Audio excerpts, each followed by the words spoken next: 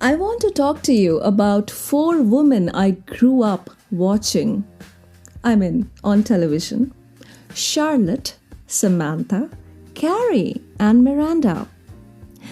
But they were not just TV characters, they were not as stylish women at brunch tables in New York, but imagine them as mirrors of ourselves, showing us the ways we live and choose and break and rebuild.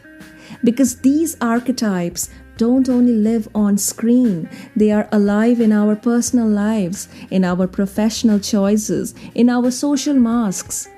And here's the rawest truth: sometimes we don't even know which one we are until life corners us into finding out. We think we are self aware, but often we are not. We don't always know what we want, or why we keep repeating the same mistakes, or why we are drawn to people who keep breaking us. And that's because we don't just play an archetype, we hide in one. And hiding in one doesn't make us weak.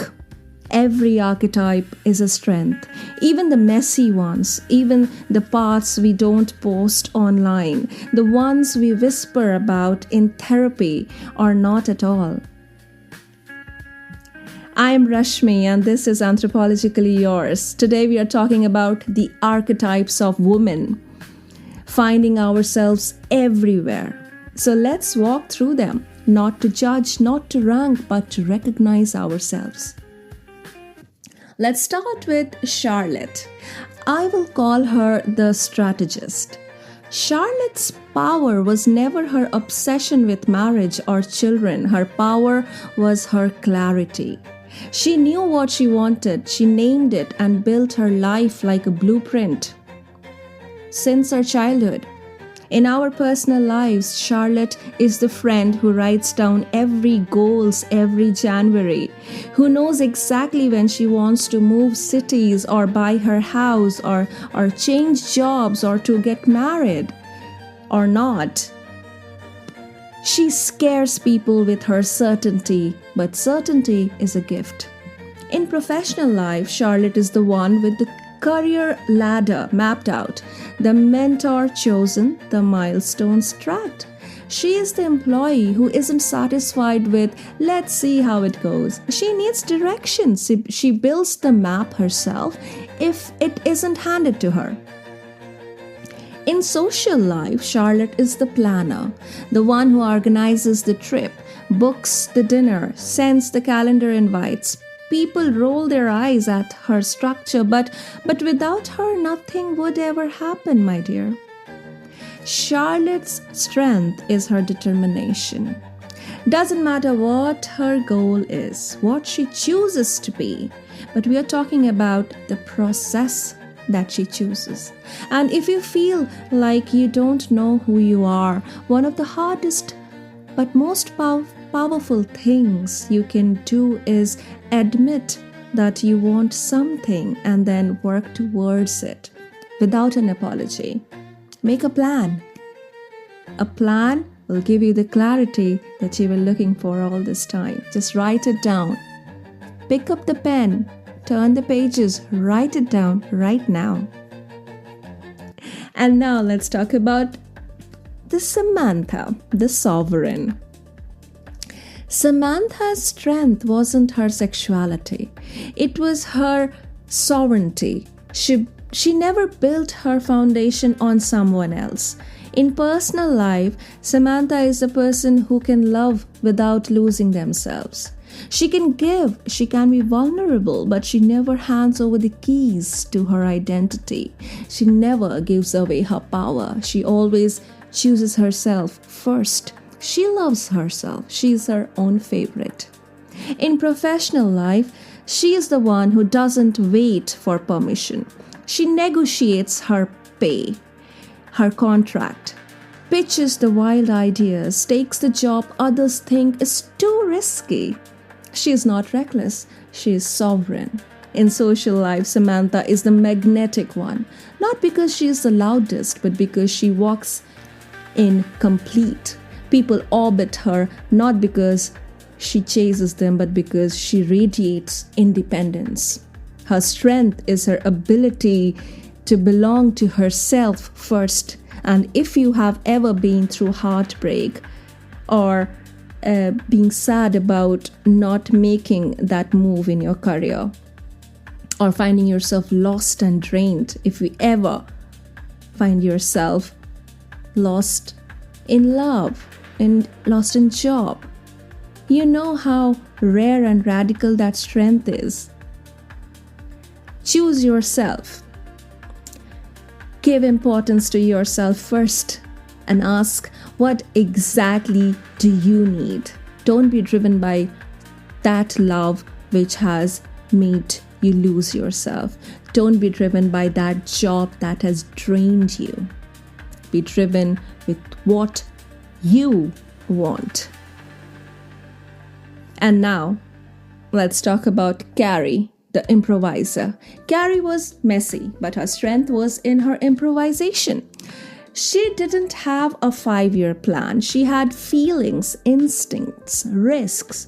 In personal life, Carrie is the person who falls in love too quickly, who says yes before she thought it through, who sometimes crashes hard but always comes back with a story.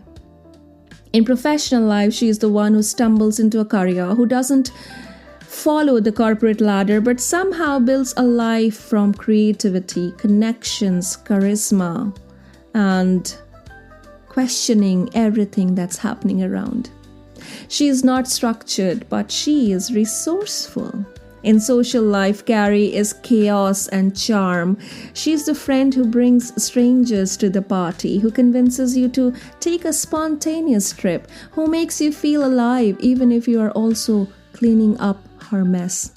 Her strength is her openness, and that has always attracted the red flags in her life. But the willingness to leap without a net. And for those of us who hide behind planning and control, a little bit of Carrie is what keeps us human. So, after Carrie, we are here down to Miranda, the reactor. Miranda's power was in her ability to adapt.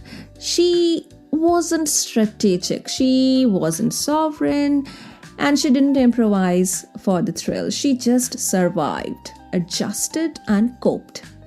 In personal life, Miranda is the one who says, I never thought I would be here, but here I am, making it work. She marries the man she didn't expect, builds the family she didn't plan, and somehow finds meaning anyway. In professional life, she is the worker who keeps saying yes to the extra project, to the late shift, to the promotion she didn't even want. She comes back to work on Monday after her mother's funeral in the weekend. She doesn't design her path. She thrives because she's capable. She's a multitasker, but she is capable. She didn't plan anything, but she accepts whatever came her way. In social life, Miranda is the one who just goes along. She is not the organizer, not the chaos maker, not the sovereign, like I said before. She is the one who adjusts, who fits in, who doesn't complain. Her strength is resilience, and in a world where we glorify planners and sovereigns, we forget how much survival takes.